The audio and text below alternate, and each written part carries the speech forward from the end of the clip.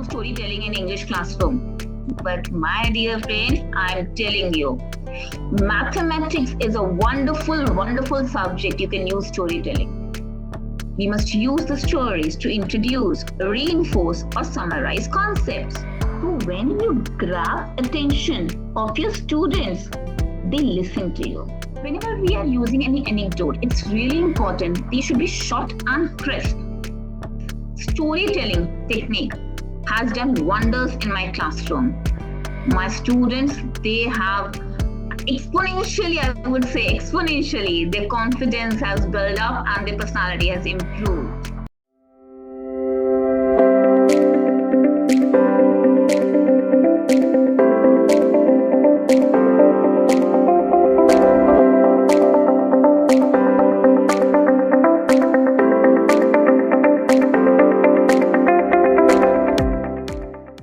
Hello. Good evening, my dear friends. How are you all? So, would you all like to be my friend today? Yeah, I know. You all want to be my friend. That is why I'm here for you. When you greet your class with such cute finger puppets, definitely they're going to love you for this. This is what we call the student-teacher connect. And storytelling is a wonderful and amazing way to connect with our students. First of all, I believe that before we want our students to learn or teach any concept, it's really important to connect with our students. And storytelling is a wonderful way to do it. It also helps in engaged learning. The students love each and every concept in a beautiful way. We all listen to stories from our grandpa, grandmothers, dadi, nani ki kahaniyan, and used to enjoy them, right? So why are we depriving our kids from this? Not fair now. We must give them chance to listen to the beautiful and amazing stories we have listened from our elders. Yeah, this is the motto of storytelling. So hi and hello, I'm Arti Qanungo from Delhi, National Teacher Awardee 2023. I am here before you to share my experiences, tell my journey, and encourage and motivate you to use this strategy of storytelling as much as possible in your classroom because it is interesting, it is joyful, and it keeps not only you, but also your students just happy and cheerful. So storytelling method for engaged learning. Yeah, this is a wonderful way which I believe in. And from now onwards, you will also believe in this beautiful strategy. Actually, storytelling is the art to share information, ideas, or experiences in a way that engages, entertains, and connects with an audience. As you all know, it's very easy to teach any concept on the blackboard. But when we want to enter and engrave that concept in the hearts and mind of our students, we use this strategy of storytelling because it has a beautiful and I would say a wonderful impact on the young minds and heart. It emerges from the interaction and cooperative, coordinated efforts. The one who is telling the story and the one who is listening. They both are engaged and with the voice modulation and wonderful gestures and expressions, they make the story very interesting and the students listen to it very carefully and keenly. And each culture has its own story. We all have different stories in our environment. From different categories. We have stories, we have animal stories, we have fictional stories.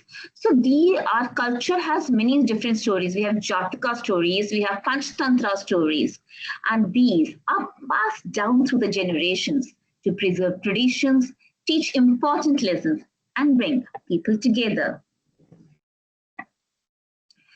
It is an art of using language vocalization, and gestures to reveal the elements of a story to a live audience. Whenever we narrate a story, we can look into the eyes of the audience. We tell them what's going on, and they visualize that image. They have that scene in their mind. The imagery is created. It helps in the cognitive impact and emotional connection. Yes, it helps in organizing information in a way that our brain naturally prefers.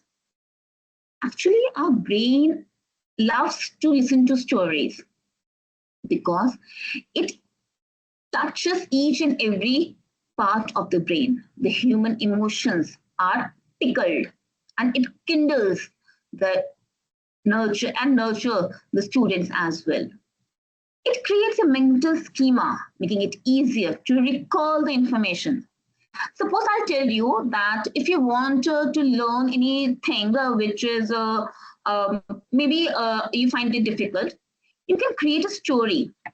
For instance, if you want to learn that you have to go to a market, there are some words, market, then price, then a book. Then what you can do is, then I went to the market and because I won a prize, a second prize in my competition, and I would like to purchase a book.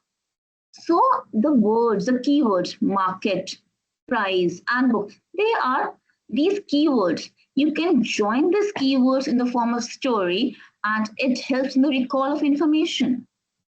It encourages active listening, critical thinking, and problem solving. And I have already talked about the emotional connection. It is the emotional bond between the content and the learner that helps in building the student-teacher connect as well. It makes the learning experience more immersive. Like it creates a 3D image in front of you. Like if I'm saying that the story of a lion and a mouse is there, it creates an image of a lion and a mouse in the audience brain. And that helps in the better processing of the content. We have different types of stories we can use in our teaching learning process. Like we have personal anecdotes. I hope we all use these personal anecdotes in our teaching learning process. For example, whenever I teach any story or any topic, I use my own personal experiences. For instance, like we have a lesson Cool in class 10th. So I narrate my experience, my anecdote of my visit to Cool in that. That builds up a connect with the students. They listen to carefully. Okay, ma'am went to Cool. What happened there? What she saw there? They could easily connect with the lesson as well. And they could remember the facts when you are saying, I went to Cool. There are coffee plantations there. There are tea plantations there. There are spices there. Cardamom is there. So they could, whenever they are recalling those answers, they remember those anecdotes which I told them. That helped in better understanding of the lesson. Then we have case studies as well, like for the in-depth examination of specific instances, real world, I would say examples, whatever is relevant to the subject. For example, if you're talking about any particular mathematical problem of fractions, we can use our case study. Like children, you are having 5 chapatis in your family, and you have to distribute, you have to cut that chapati in fractions. Or we can do it in 1 chapati, you have to cut that chapati in 2 halves. We can use these case studies, which they regularly observe in their at home, and this could help in the concept of fractions. And fictional stories, I just love it. It helps in the building of imagination and creativity among students. These fictional stories, what I do, I just give them some words and tell them to weave a story. And I tell you, they are wonderful writers. They could weave amazing stories out of nowhere. That is just the creativity and imagination. I would say We are adults, we as adults, we are not doing anything. We are providing just a platform, we are facilitating them, and they could generate or weave wonderful and amazing stories with just 4 or 5 words we tell them. And then there are different elements of story. There is orientation, there is rising action, resolution. We all know it's a beautiful graph of the element of story. In orientation, it provides us essential background information. It introduces the characters, establishes the setting, hence set the story theme or conflict. For instance, whenever we are thinking about a story which could relate that particular concept in our classroom, we must first be very specific. It should not be random that whatever story you're going through, just move with it. No, you have to do your own planning. You have to come with a complete preparation. Just think about the story which could easily connect with your topic. So the characters, the setting, and the hints of the story should be according to the concept you are teaching on that particular day. The rising action is when the story conflict begins to unfold. It involves a series of events or challenges that the characters face. If we are providing any words problem, it's I think people say, ma'am, you are an English teacher, so it's good for you. You can easily use storytelling in English classroom. But my dear friend, I'm telling you, mathematics is a wonderful, wonderful subject. You can use storytelling. You all have words problems in your mathematics class. See, I'm telling you, mathematics problem, these are the elements of a story. When you read that word problem, you get the background information, you give them the characters, you give them the settings, and then you tell the student to rise the action, how you can proceed, and then there is resolution. The story's conflict is resolved and the narrative comes to a close. It provides answers to questions raised and offers a final reflection on the story's theme. Here, we get my mathematical problem answer. This is the resolution. For instance, if I tell that there is a farmer and he has to grow mango trees in his field, he has to grow 5 trees in a row, and there are 4 rows. So how many plants, mango seedlings he will plant? So I have given them the characters, mango plant, farmer.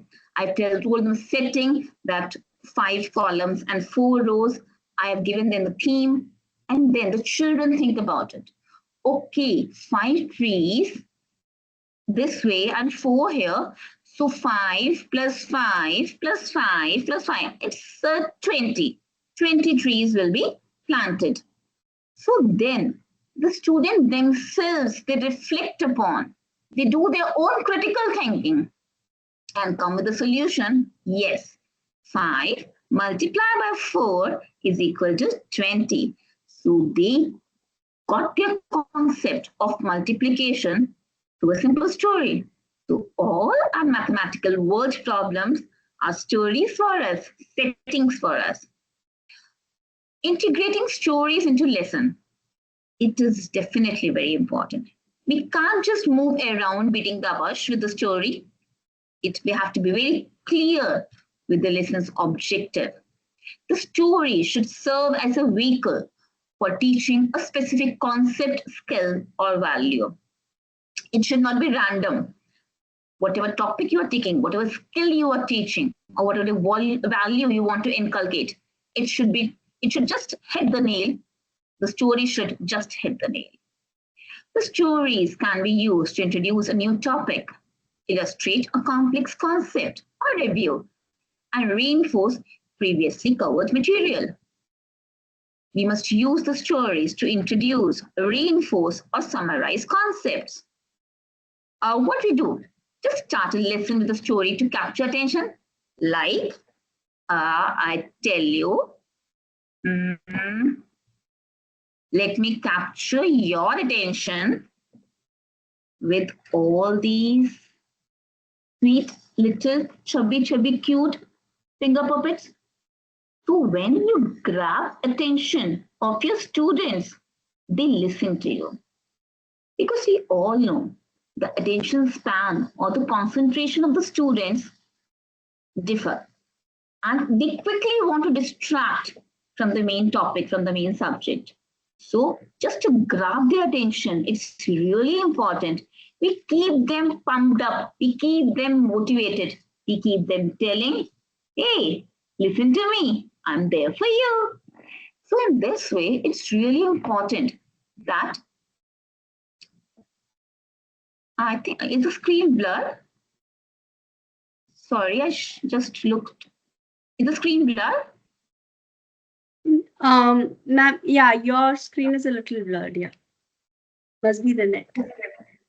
Maybe. I'm sorry for Not that. all the Net time. issue. Sometimes it's blurred. Sometimes it's clear. Okay, all right.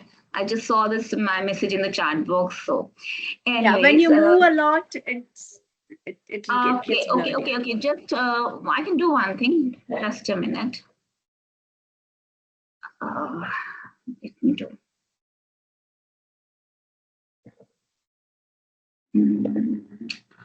Okay, I'll try to just. Okay. So, can I go forward?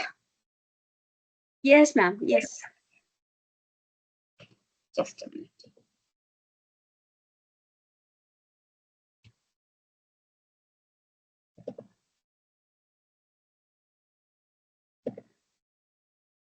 So what I'm telling is, we can use stories to introduce, reinforce, or summarize concepts. What is the ultimate purpose of an educator? It is to reach into the hearts of the students.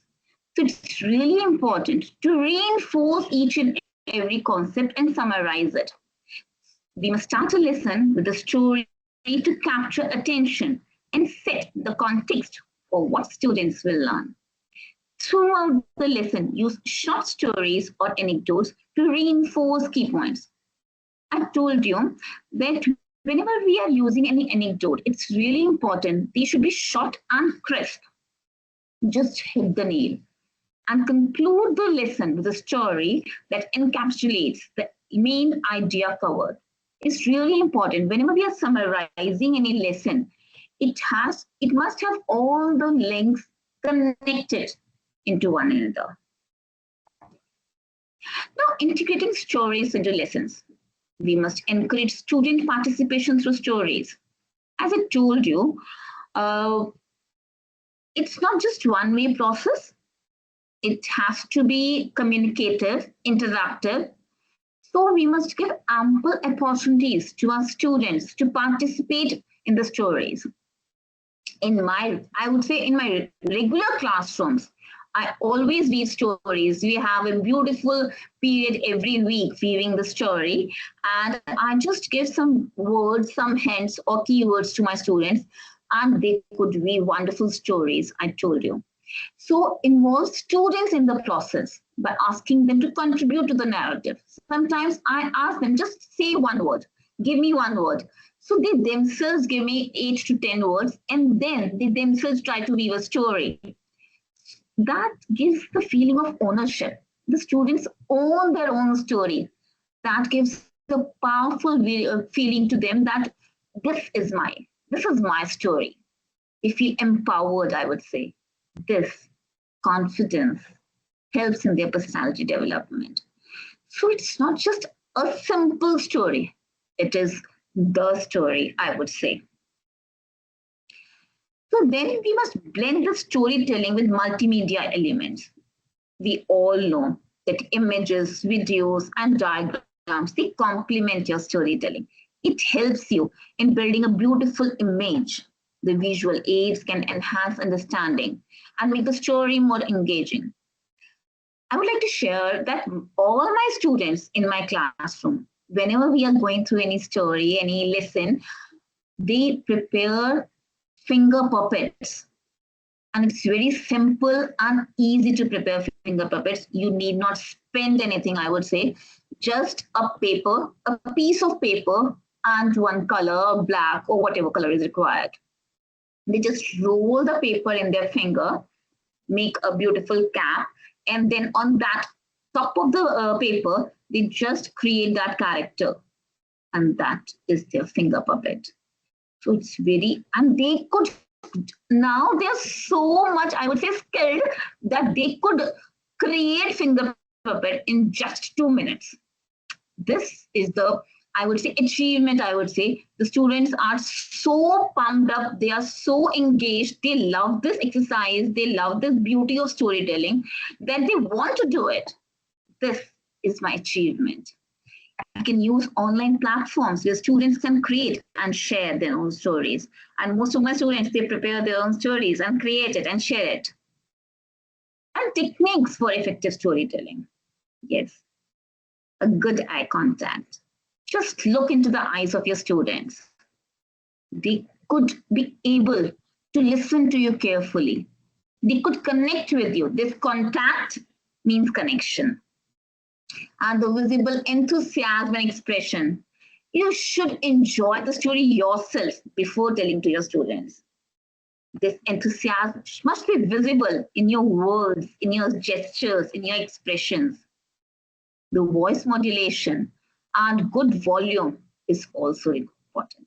If the volume is low, the students are not going to listen it and they will not enjoy it. And the highs and lows of your voice, it helps in the beautiful narration of the story. And the use of body and hand gestures is also very important. I know there are challenges, definitely. Challenges are there. Keeping student focused. A lot of times what happens is if our story is not proper, if we have not selected the story appropriately, it creates distractions. So it is our task to keep our students focused by using a perfect story for a particular topic. We should clearly state the purpose of the story at the beginning so the students know what to focus on. We have to tell them, you have to look into all these points. Just listen to it carefully so that they are focused. They do not distract here and there. Then we must provide students with specific questions or points to think about while listening to the story, ensuring they stay engaged and on topic. Like whenever we are narrating a story, we must make sure that the students are engaged. They're listening to you. It's not that you are telling the story and they're not listening to you. It is our I would say, responsibility to make them ask questions in between so that they are also interacting with you in the story, in the whole process. Incorporate pauses in the story to ask questions or discuss key points, keeping students actively involved. Like we all need a bit of pause so that it gives them time for processing. For example, if I tell you that, have you understood whatever I said till now? So I'm giving you a time. Just reflect upon, just pause, think for a moment if everything is going right or not. If you want anything else or not. If you're able to understand or not. So here I'm asking you, are you able to understand the storytelling technique?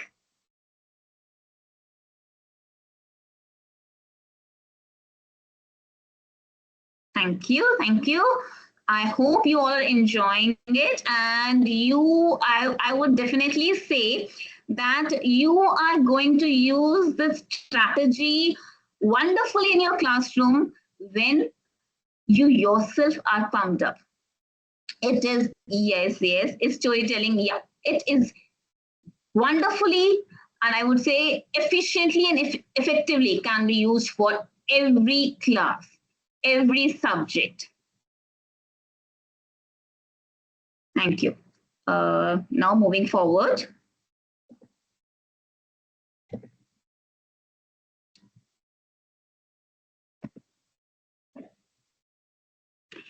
So there is challenge. I would say challenges are also building confidence in storytelling. My dear friends, it's not that the first day you entered your classroom and you tell them, okay, students, just narrate a story. And you think that they are very good story narrators and they'll be able to narrate the story wonderfully. Have patience. Just give them opportunity. Gradually, they will learn how to narrate a story. And this helps in building confidence. I told you, it helps in the personality development. When they think about a story, when they reflect upon a story, they build up a more complex narrative as confidence grows. They begin with a short story, simple story, and then move towards a complex one. We must practice telling the story beforehand, focusing on voice modulation, pacing, and body language to enhance delivery. It's very important that we must practice beforehand. It's not that we can go instantly go into the classroom and just narrate a story. We, as educators, we plan our lessons always beforehand. We write our teacher diary, we plan our lessons, we have our own way of doing everything, planning and processing step by step. So it helps in making everything smooth and effective and efficient. After telling a story, seek feedback from your students or peers and reflect on what worked well and what could be improved. Definitely, we all are human beings and we must learn to accept we can do better.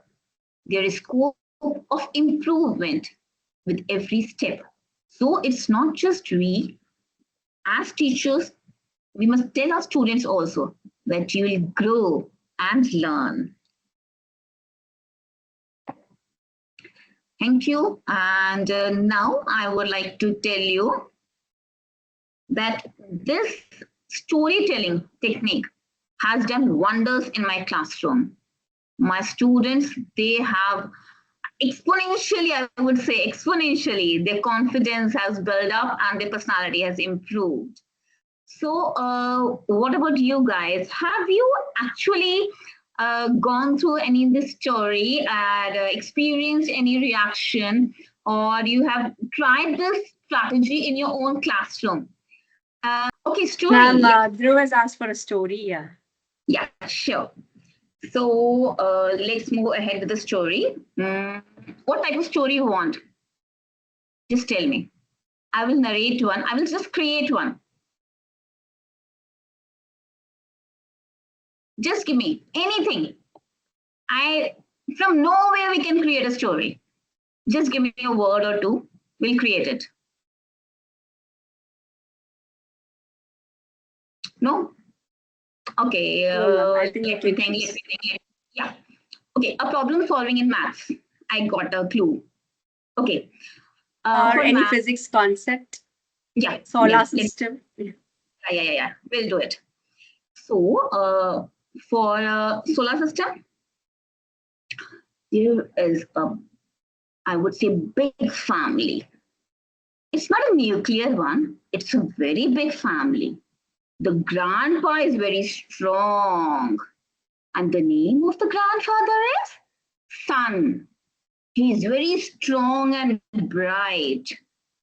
And he has his own energy and light. And the members of the family, they used to obey his orders.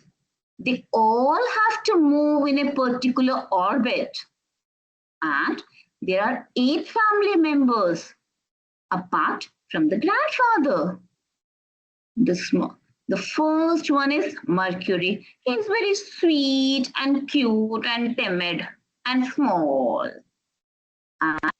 But the grandpa loves him very much. He's closest to his grandpa.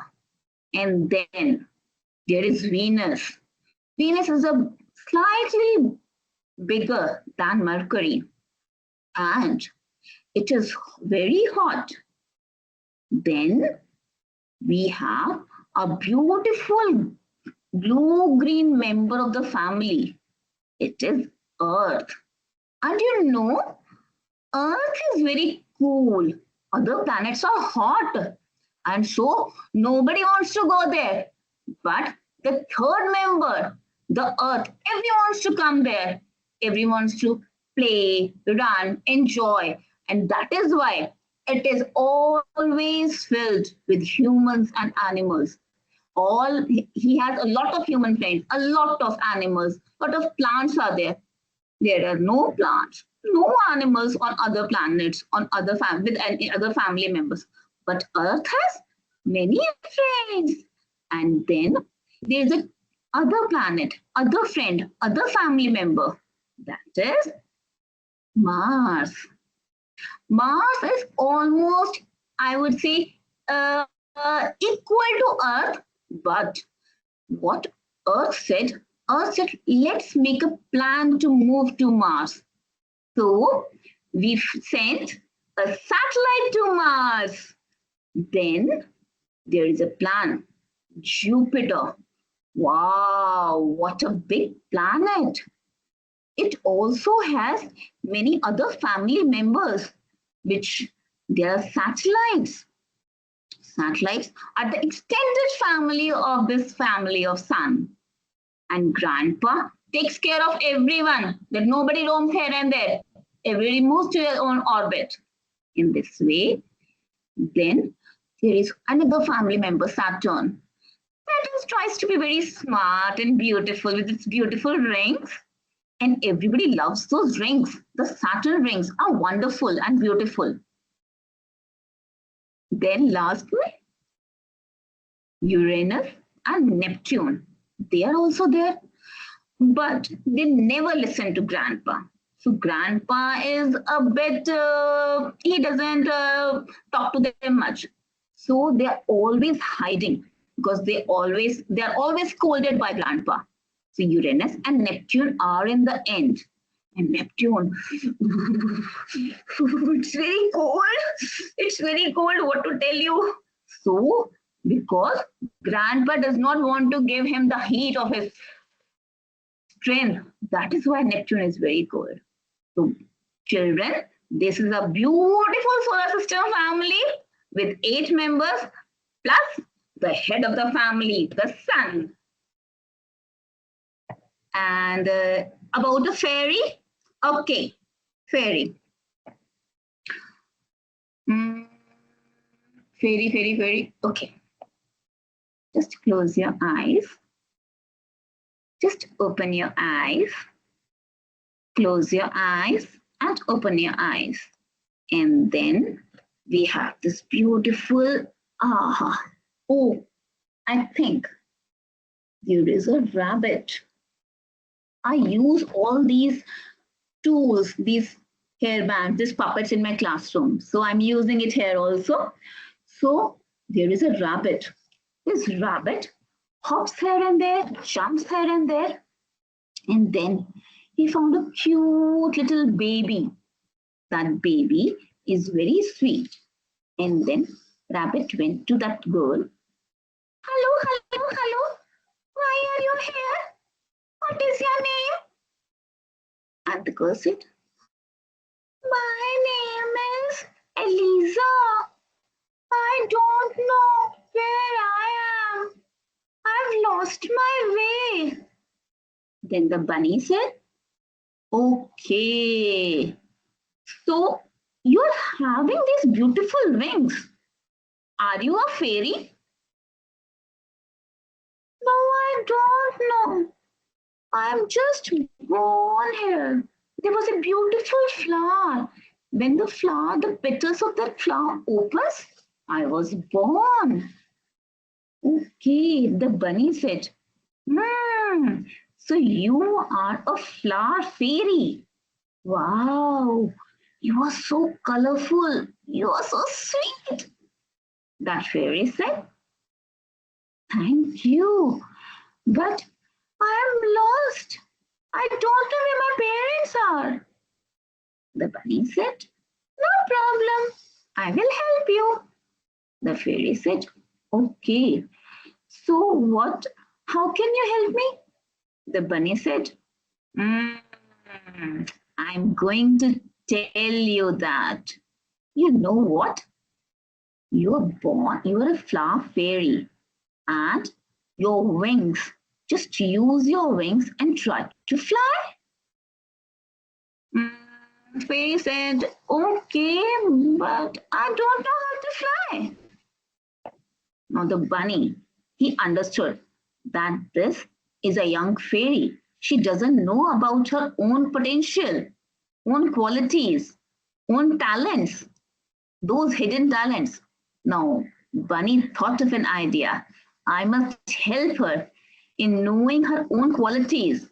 That is what we do with our students. We have to tap them and find their embedded potential. Then Bunny would say, okay, I will help you in flying. And the fairy would say, "Hmm, oh no, I'm not able to do it. Then okay, then Bunny will say, okay, come towards me, come towards me, come closer, and then there is an edge, and then the bunny moves away. The fairy was running, running, running, and instantly when the bunny moves away, the fairy started to fall down. And as she falls, she quickly, it's natural that she opens her wings and fly. The fairy now understood her own potential, her own talent, her own hidden, I would say, confidence that would build up in that fairy. In the same way, we can use the story to build up the confidence in our students. The students say, ma'am, we cannot do this. It's not possible. We don't understand this. You have to tell them, you have it in you, just move forward. You can do it, definitely. And any other? I think the best thing is that you must use your voice modulation. Yes, yes, Nicey. No, ma'am, you can continue. Yeah, and then we can move on to the question and answer session after this. Okay, there is in chat, in the good old times, the children used to hear stories from elders, especially from grandparents. Now everything has changed. Will the modern students listen to it in the correct sense? What are the modern ways of storytelling to the modern day students? Definitely, in the very beginning, I told you that we all are privileged enough that we have listened to the stories of our grandparents, and we cherish those moments. We relish those memories, I would say. So definitely, modern day children, we are depriving them. There are many reasons, maybe because of media exposure. They are already like glued to the smartphones, I would say. So as educators, as parents also, it's very important to make them, it is our responsibility. Please, we can't blame the children that they're not listening to the stories. We can't do that. It is our responsibility. We have to listen to them. We have to provide them opportunities. We have to tell them stories. There can be many ways. Like I told you, you can use puppets in your classroom, at home also. It's not just an educator, it's a parent, I will say, an aware parent who understand about their own children, because stories helps in the overall development of our brain. All the senses, everything is just wonderfully developed through these stories.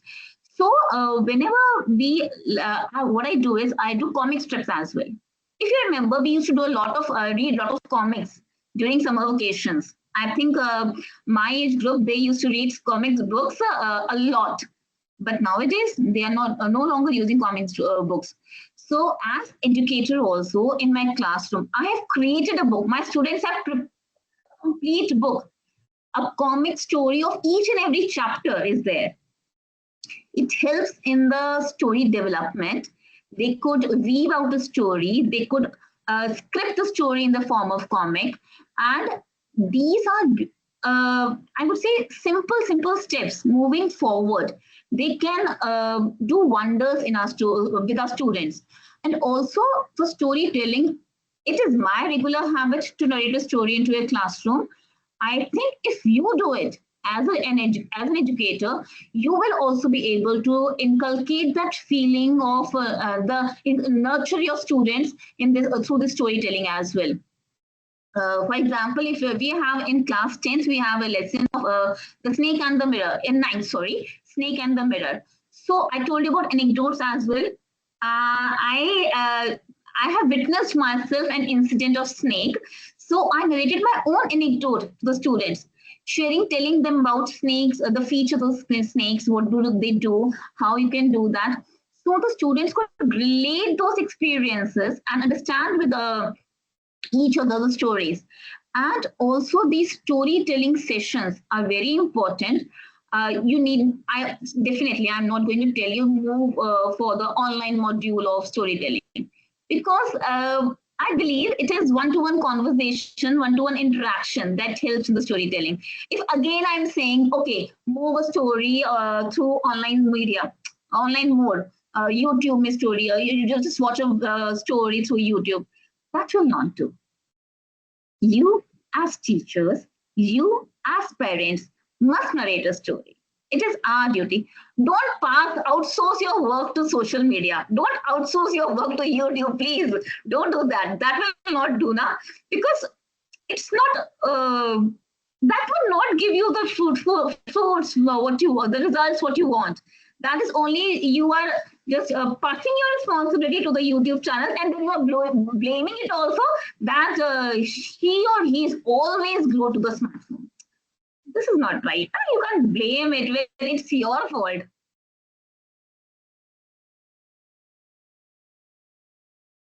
We have a question here by Professor Anurag Singh. Is storytelling more effective in elementary classes than middle school or secondary school? I told this before also, that storytelling is effective in each and every classroom. Just think about yourself, we are adults. And do we like stories? Yes. In the same way, students of each and every age group, they like stories. It is our own misconception that they are big enough, they are old enough, they no longer need stories. This is our own, which we have, I would say, we have own perspective. We have built this scenario out in our own mind, that big adult students, they don't need any stories. Only small children need, but they love stories. I have used this storytelling technology with class 11th and 12th as well. And it is very wonderfully, I would say, the students really love this. And I would say, my subject is, I would say, English language. You will say that you have a lot of stories. It's very easy for you to use this storytelling technique in your classroom. But no, it can be wonderfully used with every subject. In home science, I can tell you an example. We teachers, we used to have absentee periods. And during those absentee periods also, whenever I enter in a classroom, I ask about what is the subject that's going on. So one of the students said that home science period is there. We could narrate stories in home science as well, because it's the technique of health and well-being which is taught in the home science. We can narrate and weave stories in that also. Like there is a child, there is a mother, the child is coming to school every day. She is very fat, very, I would say, fat, but healthy, I'm not saying. She's fat, she's eating enough of food, she's having all sort of, her belly is always full. But she fainted one day. Then the doctor came to visit the girl. What happened to her? She is very weak. Her immunity is not strong. She is not having a proper diet. But the mother said, no, doctor, she is eating everything. I made her eat burger. I made her eat pizza. I made her eat noodles, chapat, everything. And her belly is always full. She eats momos and everything. Doctor said, oh my God, what are you doing to your child? It should not be a belly full eating. It should be a mindful eating with healthy nutrients. You must give her fruits and vegetables.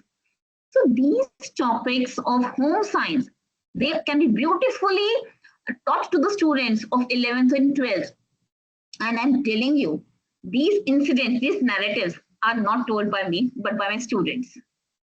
So I definitely, they also love stories. They also want to share their emotions. And storytelling is a platform where students can express themselves. So in classroom, what we do is we do 90% of me sharing and 10% of student sharing. On the contrary, we must do only 10% of me sharing and 90% of student sharing. Because when they open up, when they speak up, then they will learn and explore and I would say groom themselves. That is the storytelling. And not just home science, please. In physics also, in chemistry also, in every subject. Whenever you're doing your titrations and all that. So this is titration. This is for sulfuric acid, if you're saying. This is sulfuric acid. She wants to move and mix with this one. And then there's this pungent smell of H2S. Oh no, I can't bear that smell. Everything is storytelling. We can use all the concepts, teach all the concepts through storytelling. Thank you, ma'am, for that. Um, yeah, Dhruv has raised hand. Can you please, Dhruv, can you please unmute yourself and ask a question?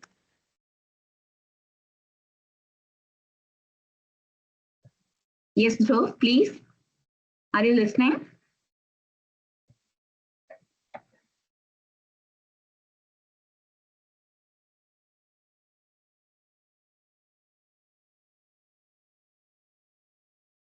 Computer science, wow. Fictional stories. We have whole lot of series on computer science and all the movies are based on fictional stories on computer science. So when the movie writers, the script writers, they can create stories, why can't we? Surely. In computer science also, when we are talking about the AI, we can talk about robots. We can talk about Siri. We can talk about all these apps which are going through computer science, through storytelling as well. That there is a girl. She could speak. She has no body, but she could speak. She could talk to everyone. She could tell, answer your queries, answer your questions, but she has no body. What to do? But she is very smart. She has artificial intelligence. Oh, but what is artificial intelligence? You don't know what is artificial intelligence. Okay, I tell you, there is processing in his mind, in her mind. She can think about the situation and tell you what to do. So in this, they can tell you what, create a story from the theory, from the robots, from anything. Also, if you want a story on computer, on Python as well, each and every coding word is there. Am I not audible? Yes, ma'am. Yes, you're audible. Okay. So if you're having any point on coding as well, you can do that also. Because coding is a series of steps going towards a solution for a problem. You can create a solution for a problem. That also you can use a storytelling. Just give a prompt to the students that this is the situation, these are the characters, this is the setting of the story, and then moving towards the highlight and then the resolution. You can create a story from there also in computer science. And also, one of my students, they have created a story through computer science in that computer, I would say the app is just make me storytelling app is there, and they created that story through on computer science. There was a robot that is moving on, So we can use digital tools in computer science for telling stories. Thank you, ma'am. Yeah, Dhruv, can you try to unmute yourself and ask your question, please?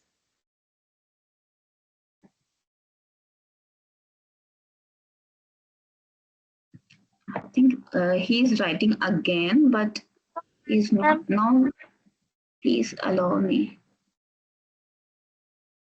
Dhruv, you can speak up. Yeah. Excuse me, ma'am. Can you make a story on integers? Integers? Arre, wow. It's very interesting topic. There are two friends. There is a big road. There are two friends.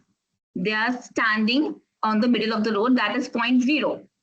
Okay, when the two friends are on the left of the road, that is minus and minus. When they are on the right of the road, that is plus and plus. So one friend wants to move to this direction, to the left, and other wants to move to the right. So they are opposites. When they are moving opposites, left and right, what we do? We do, when the two signs are opposite, we do minus. This is story of integer. So, and then what will be the sign? We will tell them. The one who is bigger, who is stronger, sign of that person will be used. Suppose if it is -5 and +2, then we'll minus it. -5 and +2, it is 3. And the sign of 5 is stronger and bigger. The sign is -3. Integers is wonderfully explained through these stories. There is another. Two friends are always together. They always want to do the same things. They always listen to each other and care for each other. They are always plus and plus. +3, +4, it's +7. So integers can be wonderfully taught through these story sessions. You can tell them if we are together, we are always adding towards this thing. If we are opposites, then we are subtracting. We are doing the minus concept. So integers, I think, can be wonderfully taught through the storytelling. Thank you very much, ma'am. Welcome. Yeah, thank you, ma'am, for that. And what about social science and storytelling? Social science, we have lot many stories. We have concepts of, I would say, in political science or civics, whatever you can say it. We have stories of democracy. We know about, in history also, we have different concepts. We have stories of different kings and their, I would say, their rule, what went through, what was there. We have the system of like panchayat also. We have the setup, what is there.